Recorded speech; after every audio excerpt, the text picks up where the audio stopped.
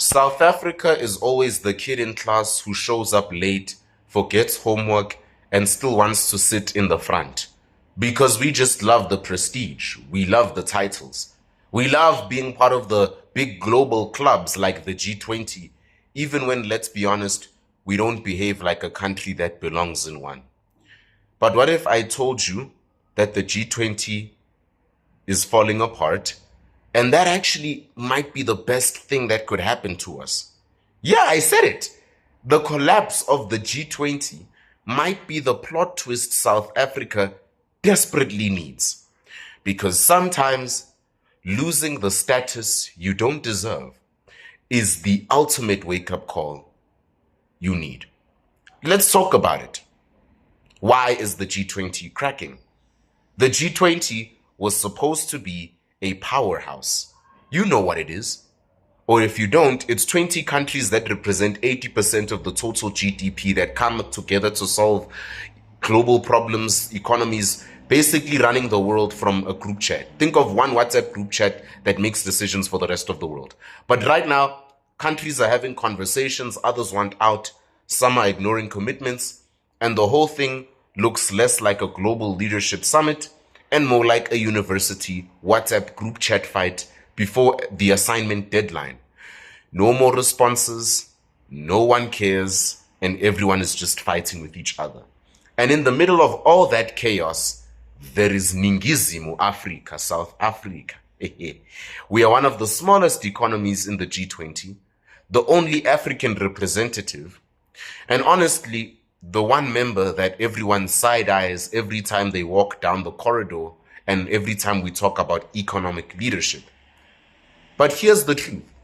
The G20 falling apart might actually force South Africa to face the reality we've been dodging for 30 years. Because let's be real. Number one, we are not a serious economic player right now. South Africa talks big, but we don't walk big.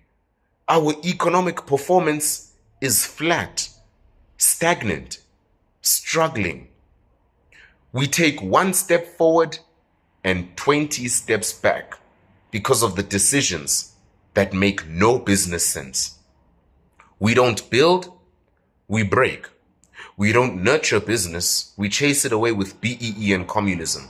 We don't empower citizens, we hand out the tiny grants that people hold and stay quiet.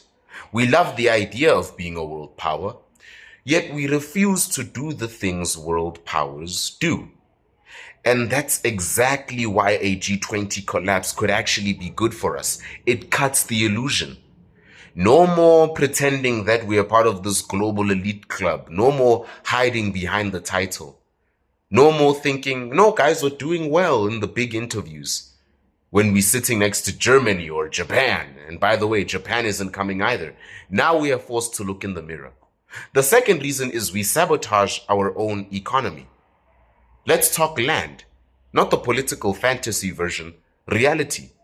We are taking land from our citizens through land expropriation without compensation. We suffocate rural ownership. We mismanage agricultural projects. We cling to ideological experiments instead of creating real economic opportunities. Policies meant to help the poor end up helping nobody. Instead of creating businesses, we create dependency. Instead of creating jobs, we create queues for grants. Instead of rewarding productivity, we reward political loyalty. We've basically become allergic to good business. If it creates jobs, suspicious. If it attracts investment, dangerous. If it threatens the comfort of the political elite, it must be shut down immediately. So how does a collapsing G20 help? Well, it puts pressure on us to reform. When the global guidance system breaks, you can't just rely on old alliances to get your global status back. Now you are forced to build your own house properly. Right now, our house, it's built with nothing but chewing gum and expired sellotape. The third reason is that South Africa is living inside a scandalous rabbit hole. Right now, we are in the middle of the Madlanga Commission. That is a commission that's investigating what many of us are calling the largest political and financial scandal in South African history. Billions allegedly missing, contracts, tenders, procurement, everything tied up in a web of corruption so deep, you'd swear it was written by Stephen King. We are a country with rolling commissions of inquiry, rolling blackouts, rolling corruption scandals, so much so, the only thing that doesn't roll in this country is the economy. Being part of a global leadership club while drowning in our own mess is like trying to be a motivational speaker while your own house is on fire. We cannot be hosting a G20 when we are literally investigating whether drug cartels have infiltrated our government and are the ones making the decisions and influencing many of the decisions made. Because if there's no global club watching you, guiding you, giving you direction, then you either fix yourself because they're going to dodge the G20 or you fall apart. And then there's the underrated reason, which shouldn't be underrated, gender-based violence. South Africa's gender-based violence crisis is so horrifying that most politicians don't even try to spin it anymore. For women, walking outside can feel like a death sentence. We have some of the highest GBV rates in the world. No, scratch that. We have the highest GBV rates in the world, and we act like it's normal. Imagine being a G20 country with statistics like that. Imagine sitting in a room with the world's strongest economies while your country is struggling to protect half its population from everyday violence. The collapse of the G20 isn't good because GBV is acceptable. No, it's good because it exposes the gap between who we pretend to be internationally and who we really are at home. It pulls you back to earth. It pulls us back to earth, back to reality, back to the urgent problems we keep postponing, like an abusive husband who's the nice guy outside. The fifth reason is that other countries are leaving, and they are smart for it. Countries leaving or distancing themselves from our G20 aren't being dramatic. They are being strategic. Forget what Ronald Lamola said about Trump being a white supremacist. That's nonsense. They are being strategic. They see global power shifting. They see even stronger alliances forming elsewhere. They see regional blocs. They see new economic partnerships that have nothing to do with South Africa, so they don't need to be here. They're not abandoning global cooperation. They're abandoning outdated global structures hosted by a country with some of the highest crime rates in the world. And honestly, they're right. The world is changing. Economic power is shifting. New players are emerging. Old clubs are losing relevance. South Africa being tied to a crumbling global structure won't help us either. But being forced to rethink our position, our alliance, our trade, our policies, that could change everything. This collapse might even actually force us to grow now that we don't have a choice. Here's the part nobody wants to hear. South Africa has been coasting. We've been procrastinating national development for 30 years. We've been talking transformation, but not doing it.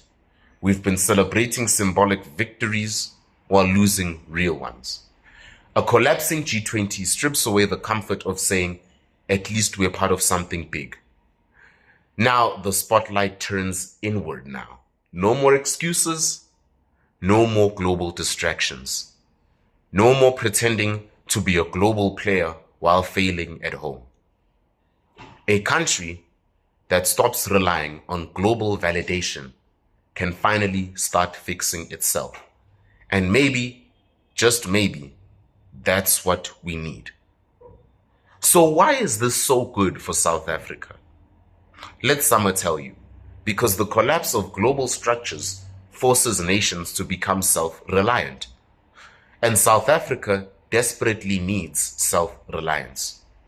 We need to fix our energy, our crime rate, our schools, our infrastructure, our business climate, our governance, our economy, our safety, our justice system, and we need to protect our women. Not because the G20 said so, not because the world is watching, not because we want a seat at a fancy table, but because our future depends on it. The G20 collapsing is like removing the training wheels from a bicycle. It's scary, but it might be the only way we learn to ride properly. The wake-up call is a wake-up call we didn't want, but what we definitely need. South Africa is a country with incredible potential, resources, people, culture, innovation, creativity, resilience, but we are held back by bad choices, bad governance, bad priorities, and bad ideology. We don't need a seat among global saints and global giants to succeed. We need accountability. We need direction. We need courage. We need leadership. We need self-respect as a nation. If the G20 collapses and the world shifts into new alliances, new power structures, new opportunities, we can benefit. But only if we stop pretending we're fine. Only if we finally grow up. Only if we rebuild ourselves first. Because the truth is simple. South Africa doesn't need the G20 to succeed. South Africa needs South Africa. I'll see you next time.